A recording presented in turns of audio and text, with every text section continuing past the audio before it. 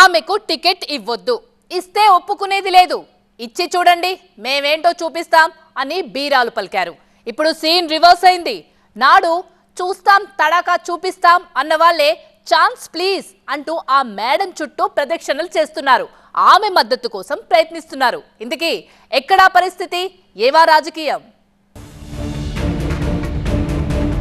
అన్నడిదాకా వ్యతిరేకం, గెలిచాక మారిన స్వరం.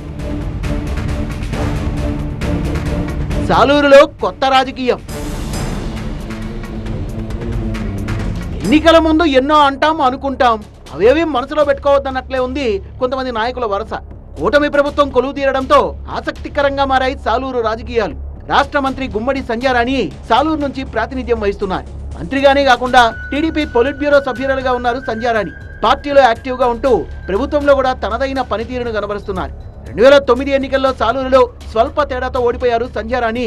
ఆ తర్వాత 2014లో భంజిదేవ్ సాలూరు ఎమ్మెల్యే అభ్యర్థిగా, సంధ్యారాణి అరకు ఎంపీ అభ్యర్థిగా పోటీ చేశారు. అసెంబ్లీకి పోటీ చేసేందుకే సంధ్యారాణి ఆసక్తి చూపించినా అధిష్టానం ఒప్పుకోలేదు. దీంతో సంధ్యారాణి పార్లమెంట్ స్థానానికి పోటీ చేయక తప్పలేదు. 2019 ఎన్నికల్లో కూడా సంధ్యారాణి కాకుండా భంజిదేవ్కే మరోసారి అవకాశం ఇచ్చింది అధిష్టానం.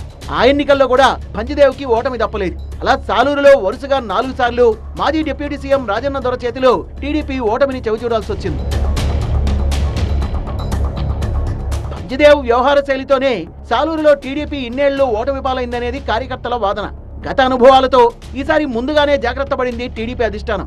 గుమ్మడి సంధ్యారాణి పోటీలో ఉంటారని ముందే ప్రకటించింది. దీంతో సంధ్యారాణి గ్రామాల్లో పర్యటించి ప్రజలకు దగ్గరయ్యారు. అదే సమయంలో సంధ్యారాణికి టికెట్ హామీ ఇవ్వడం భంజిదేవ్కి ఏమాత్రం రుచించలేదు.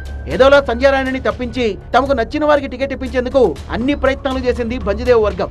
సంధ్యారాణి చేపట్టే కార్యక్రమాలకి సహకరించకపోవడం, ప్రత్యక్షంగా పరోక్షంగా సంధ్యారాణిపై విమర్శలు చేస్తూ క్యాడర్ ని గందరగోళంలో పడేస్తూ వచ్చింది వ్యతిరేక వర్గం. అంతటితో ఆగకుండా ఆవిర్భావం నుంచి టీడీపీతో ఉన్న భంజిదేవ్ పార్టీ పెద్దలతో తనకున్న పరిచయాలతో సంధ్యారాణిపై తరచూ ఫిర్యాదులు చేస్తూ వచ్చారు. సంధ్యారాణికి వ్యతిరేకంగా కొంతమంది నాయకులు భంజిదేవ్తో కలిసి హల్చల్ చేశారు కూడా.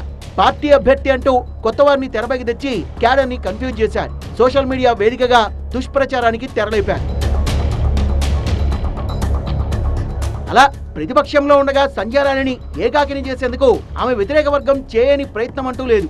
చివరిదాకా ఆమెకు టికెట్ రాకుండా అడ్డుకునేందుకు తెర వెనుక అన్ని ప్రయత్నాలు చేశారట భంజిదేవ్.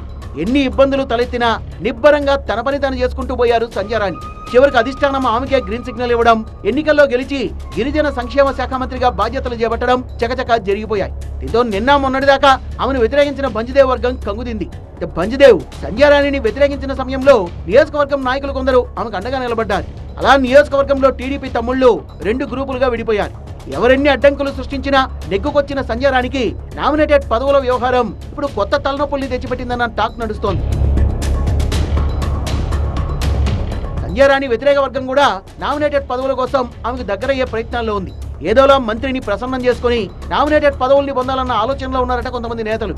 పాతవేమీ మనసులో పెట్టుకోకుండా పదవులు నిప్పించేందుకు అటు సంధ్యారాణి సిద్ధమయ్యారట. ఇక్కడే మంత్రికి పెద్ద చిక్కొచ్చి పడింది.